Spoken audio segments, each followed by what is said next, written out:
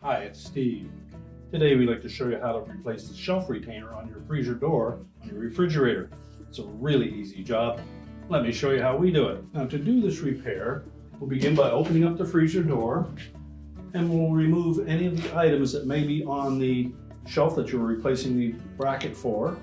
And if the old one is still intact, we're simply going to reach in on one end and just pull it towards you to release it.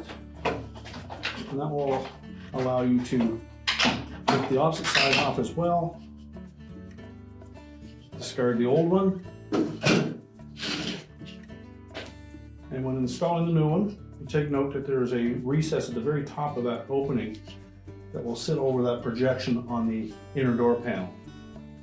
So tuck one end on first.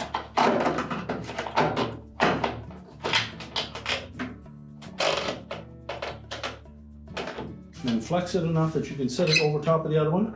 Then press them down firmly until they're flush.